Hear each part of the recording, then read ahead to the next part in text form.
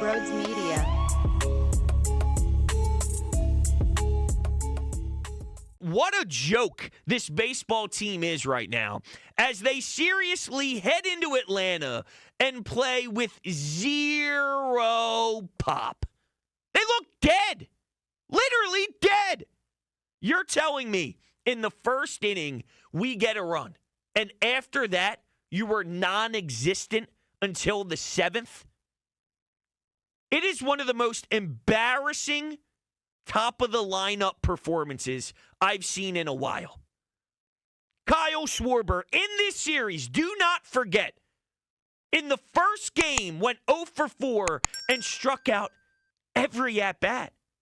Bryce Harper, in 4 at-bats in Game 1, struck out 3 times. And while Trey didn't actually strike out in his 0 for 4 night that night, he didn't do anything. And fast forward to where we are right now, it's almost duplicating that. So let me get this straight. In a world where the Braves are hitting Whit Merrifield second, they are outperforming you? I'm going to say it again. Whit Merrifield is batting second for the Atlanta Braves. They outperformed you. If that doesn't make Rob Thompson punch a hole in the wall, I don't know what will. Because what you told Whit Merrifield and the rest of Major League Baseball is that guy sucks so much that he's not even worthy of being on your team. And then he has a magical series against you while your $300 million men collapse and fall right in front of your face. They crumbled. You had a job to do this weekend. It was continue the solid play that you put together at home with very emotional wins. Laugh all you want that it was Miami and Washington, but truly, in the bottom of my gut, I thought there was something about the way they were winning. We're talking Kyle Schwarber grand slam, Trey Turner walk-off. These were big-time moments that traditionally spark a team to have some juice, to have a pep in their step. But instead, somehow it deflated this core. I'm normally not the one to scream at Kevin Long, but when it's this much of a disaster, I got to ask questions on what the hell is this approach at the plate? I'm remembering myself in these moments, going, you got to be kidding me. All right, with all the poor defensive plays, Weston Wilson over at third base, these are standard routine ground balls that I don't even know how to explain it, but where's his glove? Where's his body? He didn't look sound, okay? He did not look like a polished third baseman that was ready for the moment. And it was so ugly that I was contemplating, if I was Rob Thompson, maybe you got to, snatch him out of the game now. It was that brutal and that disgusting. There are times where maybe you recognize someone made an error, they're trying to do too much, maybe the nerves got the best of him, but he looked as if he had no clue how to even play the position, and we were dealing with that. How come they always look little leaguish? When things spiral out of control for this crew, what we're watching is something that I tune into ESPN to see the 12-year-old kids do. All right, when I'm watching, whether it's Team Canada or if it's the New York local team, it's just a mess, except it's $30 million guys that are getting paid a boatload of money that screw up on a consistent basis with fundamentals. And it goes back to Topper. I'm sorry. I know that the offense isn't clicking and you're not hitting the baseball, and it's hard to put blame on a manager when that's the case, but I keep it 100. If the feeling around the clubhouse is down, then there's a person to blame for that. Same applies to Nick Sirianni. Same applied to Doc Rivers and Nick Nurse now. Same applies to John Tortorella. It's reality of the situation. If we're going to praise Rob Thompson when everything's great and you give 2 thumbs up because things are just rolling so well and everyone feels good and he has the emotions in check, well, when the emotions are not in check, that's a Topper issue. And what you can't do is sit on your hands and act act as if you can just keep trotting out the same nonsense and get different results. And I'm not the only one to feel that way, because John Middleton, if you read the piece on the Inquirer from Scott Lauber, he said the same damn thing, and that's the owner, that you can't be passive and you can't just get stuck in your ways. If things aren't working, you have to adjust. I'm paraphrasing a little bit, but that was the overall sense. So, Yo Topper, I'm looking at you because there clearly is an issue with the morale. 215-592-9494. I do want to take some phone calls here. We will continue to play some audio from the game and what transpired throughout the action. Let's go to Chris in Sewell. What's happening, Chris? Hey, Brody. Listen, I'll tell you what has to happen. We're going to Kansas City. The odds are, the way this team is playing, they're going to lose 2 out of 3. They might even get swept. Mm-hmm. They're going to come back to Philadelphia. And I know it's not what we do anymore around Philadelphia. We have a tendency to want to give guys standing ovations to try to pull them out of their slumps or whatever. But this team needs to be booed to the highest degree we have ever booed. And they need to be booed until they show us they're going to turn it around. I can't argue against it. Now, I do know that we live in a different world now where there will be the people that want to try to inspire them, and I get both sides, I do, but I can't argue against being angry with the team, and I don't know if it's just a full-out boo right from the rip, but let me lay out a scenario for you, Chris. If we're watching one of our guys with bases loaded and 1 out, and they're up at the plate and swing at 3 pitches that are not competitive whatsoever, and they got to walk back to the dugout, all right, you know what? Let them have it. I mean, I think there are scenarios out there where you got to let them know what you are doing is so terrible that, I'm sorry, we're going to lay it on you because you are a disgrace right now. Why are you against, when they come back from this road trip and their lead is going to be down to 4 games, why not let them have it right before opening pitch? Why not send – nothing's going to change. They're not going to fire the manager. He's not going to change the lineups. He's going to get Thompson. Thompson's going to be done at the end of the season because, I'm somewhere between frustrated and angry, like you've been saying for a while here. Shame on us fans because, I consider myself a baseball guy. I know baseball. This team has never played the game the right way. The only thing this team can do is once in a while they get hot and they go on these home run streaks. And when they play like that, they're kind of unbeatable because they have decent pitching. But they're not going to sustain that through any 3-series playoff run, which now they're going to be in because they're not going to get the 1 or 2 spot. This is Sixers Brett Brownish era we're in right now. Rob Thompson will be gone at the end of the season. We're married to Turner and Harper like we were to Tobias Harris and Joel Embiid. And this is what we get because we've done nothing but standing ovation these guys through all this mediocrity now. And, we all know for a matter of fact that whole first half of the season, they didn't play anybody.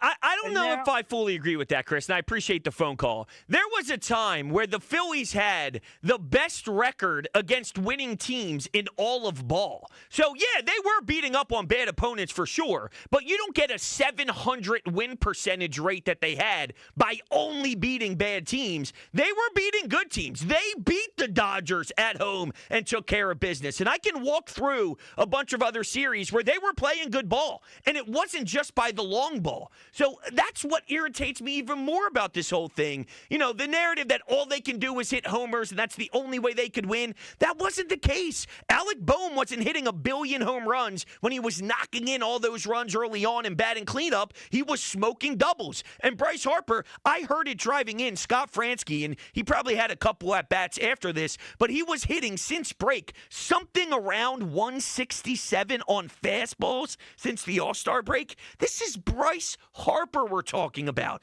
So in the beginning stages of the year, it wasn't just about the long ball. Kyle Schwarber was using all fields. Brandon Marsh wasn't striking out every at-bat. Bryson Stott wasn't as tragic as he is right now. There were real reasons to believe that the style of play was sustainable. Maybe not the starting pitching. I didn't expect maybe to have 4 starters that would have sub-2 ERAs or something along those lines, or Matt Strahm after the first game. He went through a stretch where he didn't give up an earned run for about a month and a half as a relief pitcher, which is really sensational. So things would come back to the norm, but this isn't the norm.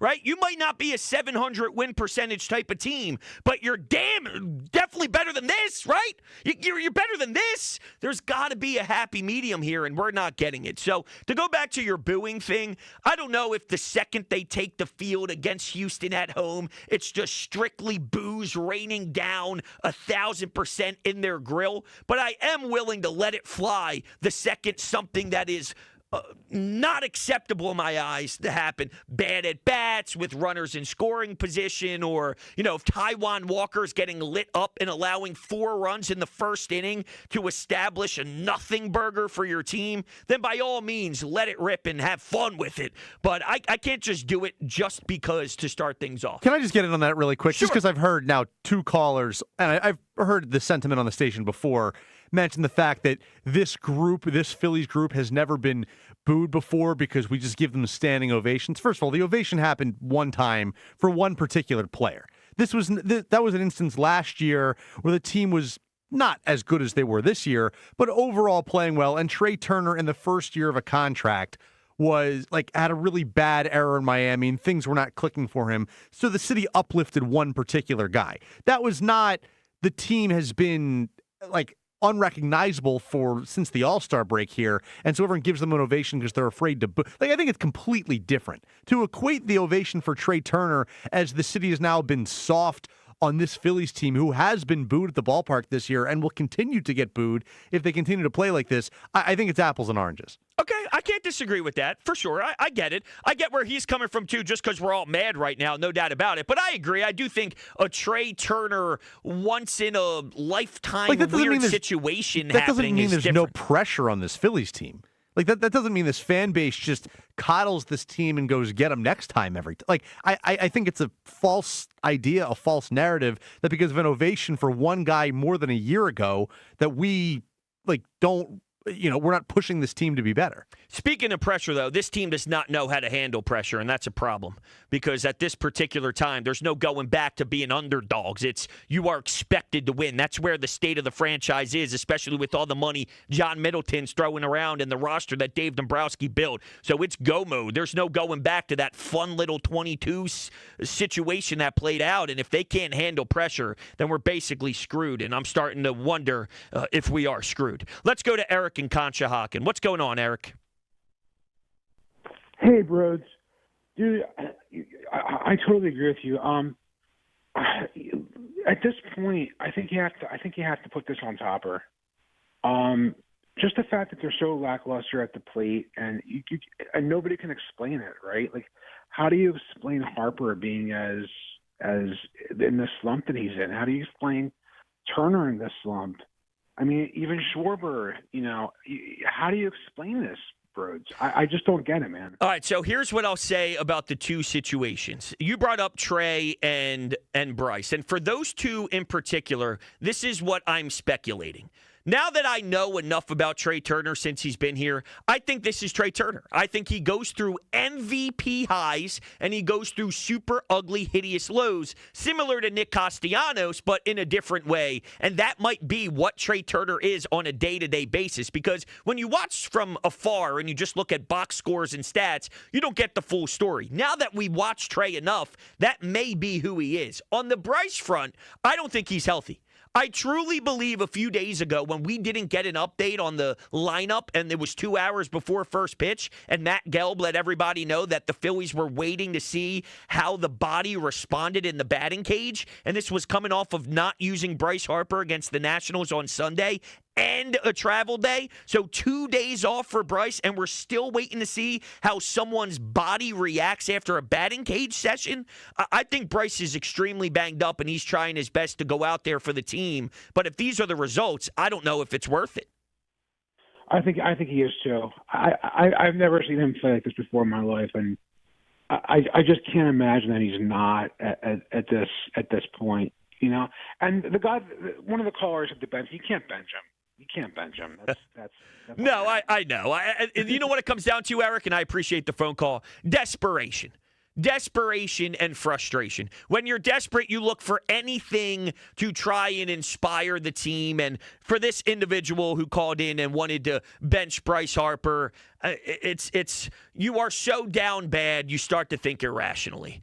I'm okay with making some statements. I am. At the same time, though, I have to value winning baseball games because it will be a failure in my eyes if we watch this team play in the wild card round. And they may win the division, and because of where the Dodgers are in the Milwaukee Brewers, we might be playing in the wild card round. And based off of where they were to start the season and the big cushion that they built, right? It was all about how they won so many games that it's okay to play 500 ball, or it's okay to go on a little skid because you set yourself up so perfectly. Well, hold on a second. No.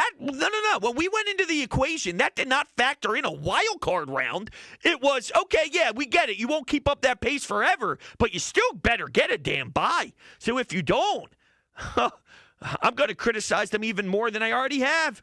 Let's go to Jerry in Reading. How are you tonight, Jerry?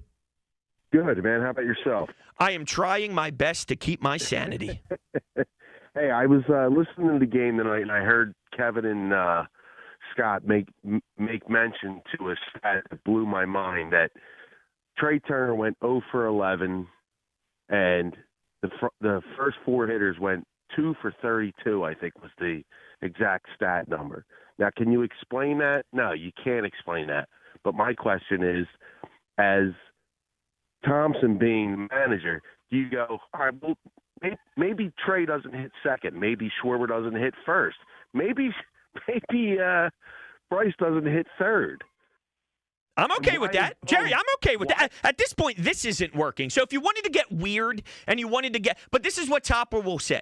Topper will say that shows a sign of cracking, or that shows a sign of you're feeling the pressure and you start to make knee-jerk reactions, where the personality of Topper, in theory, is I'm the steady hand. So he sticks with his guns to prove a point, probably to a problem. He probably does it too much. Yeah, but something's got to give here. You know, like you said, like other callers have said, like the previous caller, you're going into Kansas City, who is right now on fire. Something's got to give. You got to go, look, all right, you know, like you said, why isn't Bone playing tonight? He deserves a night off here and there. But you're playing the Braves, which was pretty much a must-win series. That was a must-win series. It's a big one, sure. Take all three, but you should have taken 2 or 3. 1,000%, Jerry. I couldn't agree more, and I appreciate the phone call. 215-592-9494. That's the phone number. I agree. This is clearly a significant series that they, I guess, decided it wasn't worth having Alec Boehm in the lineup. A team that's struggling offensively. Now is the time, when you're facing your biggest rival on the road in a rubber match when the series is tied 1-1. That's the time to take out the guy who's knocked in all the runs for you. It's an interesting one, and I'm cool with giving him off days, but was that the best time to do your calculated risk and put Weston Wilson at third base, which obviously backfired big time? And I like Rob. I want to be very clear. I like Rob Thompson. But when it gets this ugly, I got to criticize everybody. Dave doesn't get a free pass. Deadline stunk. Middleton doesn't get a free pass. Probably not the smartest idea to rip apart the manager and the team publicly in a newspaper. Right? What does that benefit? So everybody's getting crosshair of blame in my eyes.